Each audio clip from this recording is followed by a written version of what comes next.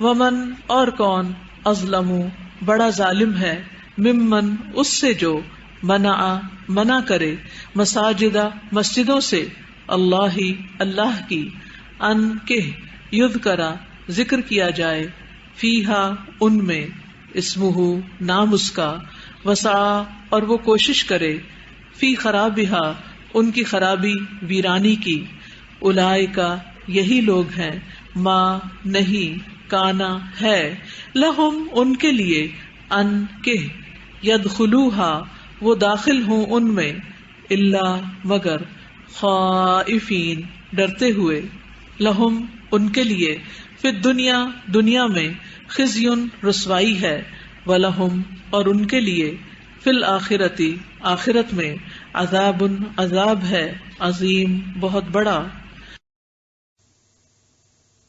ومن اظلم اور کون بڑا ظالم ہے ممن اس سے بڑھ کر منع جو منع کرے. اردو میں استعمال ہوتا ہے نا منع، ہاتھ یا زبان سے روکنا، کوئی کام نہ کرنے دینا. مساجد اللہ کی مسجدوں سے، مسجد کی جمع مساجد، سجدے کی جگہ.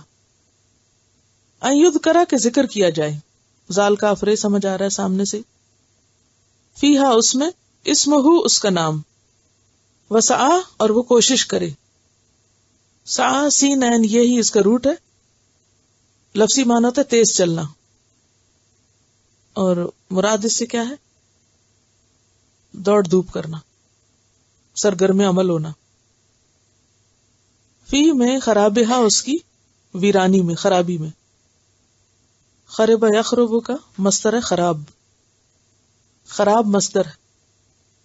ٹھیک ہے، کسی کھیتی یا عمارت کا ویران ہونا، برباد ہونا، اجاڑ ہونا، بے آباد ہونا. اب اس کو رٹنے کی ضرورت، یہ لفظ تو آپ کو ویسے ہی پتا ہے، کیا خیال ہے؟ نہیں. خراب کا مطلب ویران، ویران کس کو کہتے ہیں؟ اجاڑ، اجاڑ کس کو کہتے ہیں؟ بے آباد. تو وہ تو لفظ سے لفظ نکلا ہوا ہے، سب رٹنے کی ضرورت نہیں ہوا کرتی، سمجھنے کی ہوتی ہے. ٹھیک. وسعی فی خرابہا اور وہ کوشش کرے اس کی ویرانی میں، ان کو بے آباد کرنے میں، اجاڑنے میں. اولئک یہی لوگ ما کان لہم نہیں ہے ان کے لیے ان یدخلوہا کہ وہ داخل ہوں اس میں الا خائفین مگر خوف کھاتے ہوئے. خائفین جمع ہے کس کی؟ خائف کی. خائف کس سے ہے؟ خوف سے. لہم ان کے لیے فی الدنیا دنیا میں خزیٌ رسوائی ہے، ولہم اور ان کے لیے فی الآخرۃ آخرت میں عذاب عظیم عذاب ہے بڑا. ومن اظلم ممن منع مساجد اللہ ان یذکر فیہا اسمہ اور اس شخص سے بڑھ کر ظالم کون ہے جو اللہ کی مسجدوں میں اس کے ذکر سے روکے. وسعی فی خرابہا اور اس کی ویرانی اور اجاڑنے میں کوشش کرے. اولئک ما کان لہم ان لوگوں کے لیے جائز نہیں تھا ان یدخلوہا الا خائفین کہ وہ مسجدوں میں داخل ہوں مگر خوف کھاتے ہوئے، اللہ سے ڈرتے ہوئے مسجدوں میں جائیں. کیونکہ جس دل میں اللہ کا ڈر ہوگا وہ یہ نہیں کام کر سکتا کہ کسی اور کو اللہ کے گھر نہ آنے دے. لہم فی الدنیا خزی جو لوگ یہ کام کریں، اللہ کی مسجدوں کو ویران کریں، اجاڑیں، بے آباد کریں، ان کے لیے دنیا میں بھی رسوائی ہے، وہ عزت نہیں پا سکتے. وَلَهُمْ فِي الْآخِرَةِ عَذَابٌ عَظِيمٌ اور ان کے لیے آخرت میں بھی بہت بڑا عذاب ہے. اب مجھے بتائیے کہ پچھلی آیت سے اس کا کیا تعلق؟ اس کے بعد یہ کیوں آئی ہے؟ اب یہ تو مسجدوں کی بات ہو رہی ہے، وہاں پھر قواریت کی بات ہو رہی ہے. مسجد سے مراد یہاں صرف ہماری مخصوص مسجدیں نہیں ہیں، مسجد سے مراد عبادت گاہیں ہیں. ٹھیک ہے، مساجد سے مراد یہاں عبادت گاہیں. اب آپ دیکھیے کہ ہوتا یہ ہے کہ جب لوگ فرقوں میں بٹ جاتے ہیں تو ان کے جو مرکز عقیدت ہوتے ہیں وہ بدل جاتے ہیں، عقیدت کے مرکز، کیونکہ ان کی فالوئنگ کی بنیاد کیا ہوتی ہے؟ علم یا عقیدت؟ عقیدت. کسی خاص بزرگ سے عقیدت ہے، کسی خاص نظریے سے عقیدت ہے. علم نہیں ہوتا، دلیل نہیں ہوتی، کیا ہوتا ہے؟ عقیدت. آپ کہیں کیوں جا رہے ہیں؟ ہمیں اس سے عقیدت ہے، اس کی عقیدت میں جا رہے ہیں، اس کی محبت میں جا رہے ہیں، ہمیں نہیں پتا وہ صحیح ہے یا غلط ہے. ٹھیک ہے. اب آپ دیکھیے کہ جب لوگ صرف عقیدتوں کی بنیاد پر اپنے آپ کو اکٹھا کریں اور پھر مرکز عقیدت بھی اسی کے مطابق تعمیر ہوتے ہیں. تو مسجد کیا ہے؟ مرکز عقیدت، یعنی جو آپ کا عقیدہ ہے یا جو آپ کی عقیدت کی جگہ ہے اسی بیس پر آپ نے ایک سینٹر بنا لیا، اور وہ سینٹر دوسروں پہ بند ہے اور نہیں کوئی آ سکتا، یہاں سب کے لیے نہیں اوپن. اس میں صرف یہ لوگ آئے. اچھا چلیے، اس حد تک بھی ظلم تھا، کیونکہ جب آپ سب پر اللہ کا گھر بند کر دیں، صرف مخصوص لوگوں کے لیے کھولیں، مخصوص وقت میں کھولیں، تو نتیجہ کیا ہوگا؟ کانسیکوینسز کیا ہوں گے؟ کہ اللہ کا گھر، مساجد، اللہ کا آگے صرف مساجد نہیں کہا گیا، گھر اللہ کا ہے. کس کے لیے؟ اللہ کی مخلوق کے لیے نا، سب کے لیے نا. جب آپ نے سب پر بند کر دیا ہے، صرف مخصوص لوگوں کے لیے اس کو کھولا ہے، تو پھر مخصوص لوگ اس کو آباد نہیں کر سکتے. وہ ایک طرح سے کیا ہو جائے گا؟ ویران ہو جائے گا. اگر اوپن ٹو آل ہے تو وہ کیا ہوگا؟ آباد ہوگا. تو فرقہ واریت ہمیشہ محدودیت لاتی. محدودیت کیا ہوتا ہے؟ اس کی لمیٹیشنز ہوتی، وہ لمیٹڈ کر دیتی ہے دین کو. نتیجتاً مسجدوں پر اور ان مراکز پر اثر پڑتا ہے. اب ہوا کیا؟ ان میں سے ہر ایک نے اس میں اہم کردار ادا کیا. مثلا پیچھے وقالت الیہود لیست النصارى کی بات ہو رہی نا، کہ یہود کہتے ہیں نصارہ کسی چیز پر نہیں. اب یہود کی عبادت گاہ، مشہور عبادت گاہ کون سی تھی؟ بیت المقدس. بیت المقدس پر کس نے حملہ کیا تھا؟ رومیوں نے، کرسچنز. ٹھیک ہے. انہوں نے بیت المقدس میں گھس کے کیا کیا؟ قتل و غارت بھی کی، اور اس کے اندر کتابیں جلا دی، تورات جلا دی گئی، اور اس کی اینٹ سے اینٹ بجا دی اور خوب بربادی کی. اور یہ 2 دفعہ ہوا، بخت نصر کے دور میں بھی اور پھر ٹیٹس کے ہاتھوں بھی. سورۃ بنی اسرائیل آیت 7 میں اس کا ذکر آتا ہے، فَإِذَا جَاءَ وَعْدُ الْآخِرَةِ لِيَسُوءُوا وُجُوهَكُمْ وَلِيَدْخُلُوا الْمَسْجِدَ كَمَا دَخَلُوهُ أَوَّلَ مَرَّةٍ وَلِيُتَبِّرُوا مَا عَلَوْا تَتْبِيرًا. تو اس میں بھی اسی چیز کی طرف اشارہ کیا گیا ہے، یعنی مسجد میں گھس کے اس کی بربادی کرنے کی طرف. پھر اسی طرح آپ دیکھیے کہ بیت اللہ شریف یعنی خانہ کعبہ، اس سے بھی لوگوں کو روکا گیا تھا. کس نے کس کو روکا تھا؟ مشرکین نے مسلمانوں کو روکا تھا. کب ہوا تھا یہ؟ صلح حدیبیہ کے موقع پر سن 8 ہجری میں. پھر اسی طرح جس سورۃ الفتح میں اس کا ذکر آتا ہے، ہم الذین کفروا وصدوکم عن المسجد الحرام. یہ وہ لوگ ہیں جنہوں نے کفر کیا اور تمہیں مسجد حرام سے روک دیا. منع مساجد اللہ. ٹھیک ہے. پھر اسی طرح ابرہہ کون تھا بیسیکلی؟ کس پہ حملہ کرنے آیا تھا؟ بیت اللہ. اصحاب الفیل. تو وہ بھی دراصل کیوں آیا تھا؟ کچھ تھوڑی سی تاریخ پتہ ہے اس کی؟ ابرہہ اس کو یہ بات بہت کھلتی تھی کہ یہ آباد کیوں ہے اتنا گھر، سب لوگ یہاں کیوں آتے ہیں. اس نے اس کے مقابلے کے لیے یمن میں ایک اور گھر بنوایا تھا، وہاں کوئی جاتا ہی نہیں تھا. تو اس نے کہا پہلے اس کو بند کرو تاکہ سارے لوگ وہاں آیا کریں. اس کو بند کراؤ کہ لوگ وہاں آئے، کیونکہ اس سے تجارت بھی وابستہ ہو گئی تھی نا. تو مختلف ادوار میں مختلف گروہ دوسروں کی عبادت گاہوں پر حملے بھی کرتے رہے اور لوگوں کو دوسروں کی طرف جانے سے روکتے بھی رہے. ہم ہدایت پر ہیں, ہماری مسجد میں آیا کرو, اس مسجد میں بالکل نہ جانا, اس مدرسے میں پڑھو, اس مدرسے میں نہیں جانا. اب نتیجہ کیا ہوا کہ مسجدیں اور دینی مراکز اجڑنے لگے. اچھا, یہ جو بے آبادی ہوتی ہے نا کسی جگہ کی, وہ دو طرح سے ہوتی ہے, ایک حصی طور پر اور مانوی طور پر. حصی کا کیا مطلب ہے؟ فزیکلی, مثلا عمارت کو خراب کرنا, جلانا, توڑنا پھوڑنا, یہ حصی خرابی, یا اس میں لوگوں کا نہ آنا. اور مانوی خرابی کیا ہوگی؟ مانوی بربادی کیا ہوگی؟ ایک تو یہ کہ لوگوں کو آنے نہ دینا, دوسرا یہ کہ لوگ آئیں تو بے شک خوب بھرے بھی ہوں, لیکن وہ مقصد نہ پورا ہو جس مقصد کے لیے مسجد بنائی جاتی ہے یا عبادت گاہ بنائی جاتی ہے. تو وہ بھی بے آبادی ہے نا. یعنی کسی بھی چیز کو مس یوز کرنا.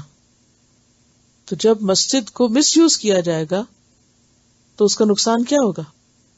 مس یوز کرنا کیا ہے؟ ویران کرنا. تو یہاں پر اللہ تعالیٰ کیا فرماتے ہیں کہ وَمَنْ أَظْلَمُ, یہ سارے اپنے آپ کو حق پہ سمجھتے ہیں, حالانکہ ان سے بڑا ظالم کون ہے جو لوگوں کو اللہ کی عبادت گاہوں اور مساجد میں جانے سے روکتے ہیں, اور پھر اس بات سے روکتے ہیں کہ وہاں اللہ کا نام لیا جائے. مسجد کس کام کے لیے ہوتی ہے؟ اللہ کا گھر کس کام کے لیے؟ اللہ کا ذکر بلند کرنے کے لیے.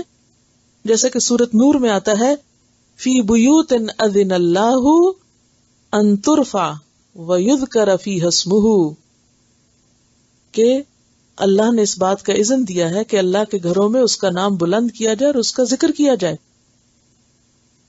اللہ کے گھر کوئی سیاسی پلیٹ فارم نہیں ہوتے, وہ کیا ہوتے ہیں؟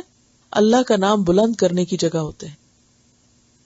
وہاں میری تیری باتیں نہیں ہونی چاہیے, وہاں فرقہ واریت نہیں ہونی چاہیے, وہاں شخصیتیں اور عقیدتیں نہیں. وہاں سب سے بڑھ کر کس کا ذکر ہونا چاہیے؟ آپ کسی کے گھر میں جاتے ہیں کیا کرنے؟ گھر دیکھنے کے, ملاقات کرنے اس سے. اور اگر گھر والا نہ ہو گھر میں تو پھر آپ کا دل لگتا ہے وہاں؟ کیا چاہتے ہیں آپ؟ فوراً واپس. اب لوگ مسجد آتے ہیں کس کی ملاقات کو؟ اللہ کی ملاقات کو. تو مسجد میں آتے ہی انسان کے احساسات کیا ہونے چاہیے کہ وہ اپنے رب کو پا کے آیا ہے, اپنے رب سے ملاقات کر کے آیا ہے. یعنی مسجدیں اللہ سے محبت اور قرب اور اس کو پانے کا ذریعہ ہوتی ہیں.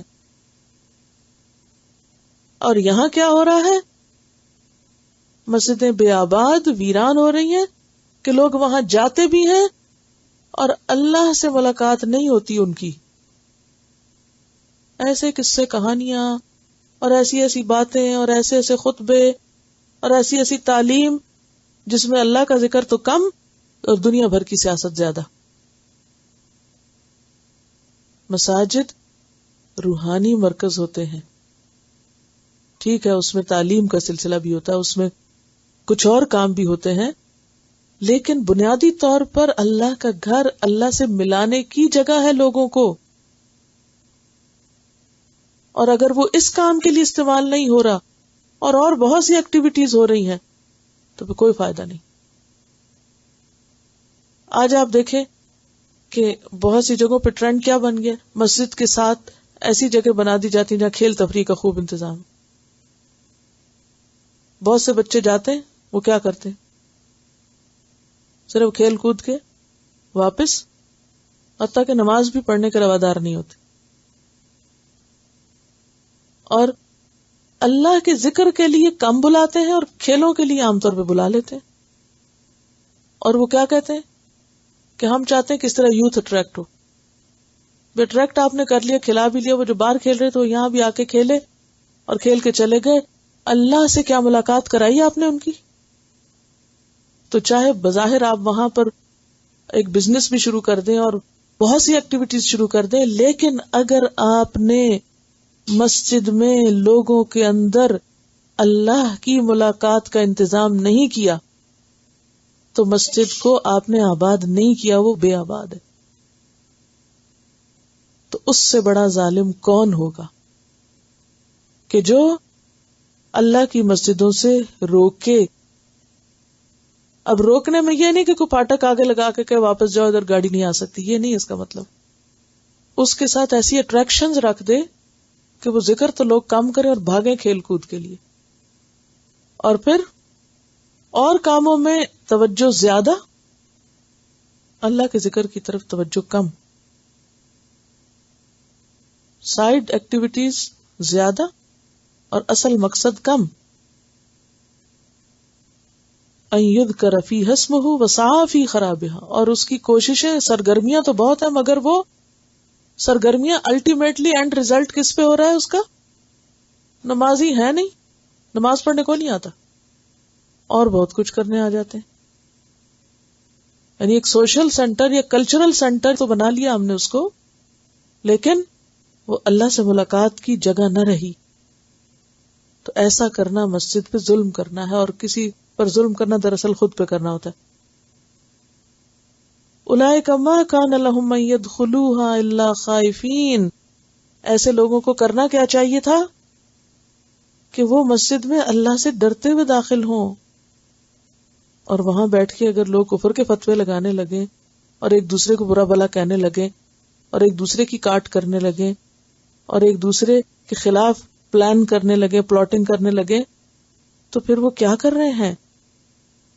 مسجد میں آتے ہوئے کیفیت کیا ہونی چاہیے؟ ہم کہاں جا رہے ہیں؟ کیا کیفیت ہونی چاہیے؟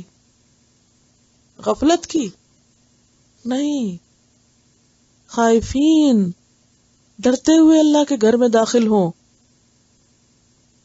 وہ تو تقوی کی نرشمنٹ کی جگہ ہے، وہ اللہ کے ڈر کے ساتھ جائیں گے اور اسی کے ساتھ نکلیں گے، لڑتے جھگڑتے نہیں. اور جس کے دل میں پھر اللہ کا ڈر ہوگا وہ پھر اپنی زبان سے کسی کے خلاف نہیں کوئی بات وہاں بیٹھ کے نکالے گا. وہ ممبر پہ کھڑے ہو کر کسی کو برا بھلا نہیں کہہ سکتا، کیونکہ وہ اللہ سے ڈرتا ہے. اور جو فرقہ واریت ہوتی ہے تو مسجدوں کے ممبر کس کام کے لیے استعمال ہونے لگتے ہیں؟ ایک دوسرے کے خلاف حملہ آور ہونے کے لیے. اور جو ایسا کرے لہم فی الدنیا خزی، خواہ وہ کتنے بڑے ممبر سجا لیں، وہ دنیا کی رسوائی سے نہیں بچ سکتے. آج مسلمانوں کا حال کیا ہے؟ اتنی مسجدیں ہونے کے باوجود کوئی عزت کیوں نہیں؟ کیونکہ جس کام کے لیے مسجد بنتی ہے وہی کام نہیں ہو رہا یا کم ہو رہا ہے، اور باقی کاموں پر توجہ زیادہ ہے.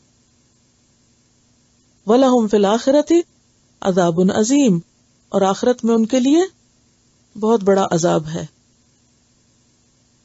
جو مسجد کو ویران کریں، مس یوز کریں، اس کے مقاصد تبدیل کر دیں.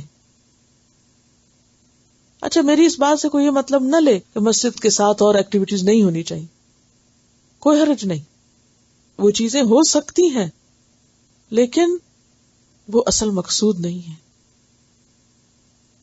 لوگ جب گھر سے نکلے یہ سوچ کے نہ نکلے کہ اچھا میں مسجد چلتا ہوں چونکہ وہاں ایک وہ سبزی کی دکان بھی لگتی ہے تو میں فریش سبزی خرید لوں گا اور وہ سستی بھی ہوتی ہے. یہ نیت لے کر نہیں جمعہ پڑھنے جائیں. کیا نیت لے کے جمعہ پڑھنے جائیں؟ اللہ سے ملاقات. اور پھر اس کے لیے اول وقت پہنچے گا انسان، تیاری کر کے جائے گا، ادب سے بیٹھ کے خطبہ سنے گا، کچھ سیکھے گا، خشوع سے نماز پڑھے گا، کسی سے لڑے جھگڑے گا نہیں، کوئی سازش، کوئی سیاست، کوئی پالیٹکس، کوئی دھڑے بندی، کوئی گروہ بندی، کچھ نہیں. اللہ سے ڈرتے ہوئے اندر گئے، اللہ سے ڈرتے ہوئے باہر آئے. ہاں، اگر راستے میں کوئی خرید و فروخت کی چیز ہے تو منع نہیں ہے. کیوں؟ سورۃ الجمعہ میں کیا کہا گیا کہ جب تم نماز پڑھ چکو تو نکلو، اللہ کا فضل تلاش کرو، کوئی حرج نہیں. باہر اگر کوئی اچھی چیزیں لگی ہوئی ہیں تو یہ نہیں آپ کہہ سکتے کہ میں نہیں خریدوں گی کیونکہ یہ مسجد کے ساتھ ہے. آپ خرید لیں، کوئی ممانعت نہیں ہے. لیکن یہ نہیں کہ خطبہ ہو رہا ہے اور آپ کہیں پہلے میں خرید لوں تاکہ اچھی چیزیں میں چن لوں. اور یعنی نیت اور سوچ کا فرق ہوگا. اور مسجد جو ہے وہ ظاہر ہے کہ اللہ کا گھر ہے، اس لیے قرآن پاک میں آتا ہے وَأَنَّ الْمَسَاجِدَ لِلَّهِ فَلَا تَدْعُوا مَعَ اللَّهِ أَحَدًا، مسجدیں اللہ کا گھر ہیں، اللہ کے لیے ہیں، لہذا اللہ کے ساتھ کسی اور کو مت پکارو، اسی کا نام لو ان میں۔ اور پھر مسجدوں کی عام طور پر آبادی کس سے ہوتی ہے؟ نماز پڑھنے سے۔ اللہ تعالیٰ فرماتے ہیں اللہ کی مسجدوں کو وہی آباد کرتا ہے جو اللہ اور یوم آخرت پر ایمان رکھتا ہے۔ ایک اور حدیث میں آتا ہے جس نے اللہ کی رضا حاصل کرنے کے لیے مسجد بنائی، اللہ تعالیٰ اس کے لیے جنت میں ویسا ہی گھر بنائے گا۔ اللہ کی رضا حاصل کرنے کے لیے مسجد بنائی، اپنے فرقے کو پروموٹ کرنے کے لیے نہیں، یا لڑ جگڑ کے گروہ بن کے ایک اور مقابلے پہ آنے کے لیے نہیں، مقابلے کے لیے نہیں، اللہ کی خوشی اور اللہ کی خوشنودی کے لیے۔ رسول اللہ صلی اللہ علیہ وسلم نے فرمایا کیا میں تمہیں ایسا عمل نہ بتاؤں جس سے اللہ تعالیٰ خطائیں مٹا دیتا ہے، درجے بلند کرتا ہے؟ صحابہ نے عرض کیا کیوں نہیں، اے اللہ کے رسول صلی اللہ علیہ وسلم ضرور بتائیے۔ آپ نے فرمایا مشقت کے باوجود مکمل وضو کرنا، یعنی تکلیف ہے، بندہ کھڑا نہیں ہو سکتا، یا موسم سردی کا ہے، یا بیمار ہے، تکلیف میں ہے، لیکن پھر بھی وہ پورا وضو کرتا ہے۔ یہ نہیں کہ وہ بیماری بڑھ جائے تو پھر بھی پورا وضو کرتا رہتا ہے، اس میں تیمم کی اجازت ہے۔ مطلب یہ ہے کہ عام طور پر سستی کرتا ہے نا انسان وضو کرنے میں، تو اس میں یہ کہ چاہے تکلیف بھی ہو لیکن پھر بھی۔ پھر مسجدوں کی طرف کثرت سے قدم اٹھانا، یہ کیا عمل ہے جس سے خطائیں مٹتی ہیں؟ نماز کے بعد نماز کا انتظار کرنا، یہی رباط ہے، یہی رباط ہے۔ رسول اللہ صلی اللہ علیہ وسلم نے فرمایا جو شخص صبح یا شام کو مسجد کی طرف جاتا ہے اللہ تعالیٰ اس کے لیے جنت میں مہمانی تیار کرتا ہے، جب بھی صبح یا شام کو جائے۔ آپ نے فرمایا اندھیروں میں مسجدوں کی طرف چل کر آنے والوں کو قیامت کے دن مکمل نور کی خوشخبری سنا دو۔ آپ کو معلوم ہے نا یوم حشر کیا ہوگا؟ اندھیرا ہوگا، اپنا اپنا نور ہوگا نا سب کے پاس، تو یہ نور کس سے بڑھے گا؟ اندھیروں میں مسجدوں کی طرف چل کے جانے والے۔ تو کوئی جائے گا وہاں اللہ کا نام لے گا تو آباد ہوگا نا، مسجد تبھی آباد ہوگی، اور اگر نمازی نہیں ہوگے تو آبادی کہاں سے ہوگی؟ تو یہ بھی اس میں انڈائریکٹلی پھر آ جاتا ہے۔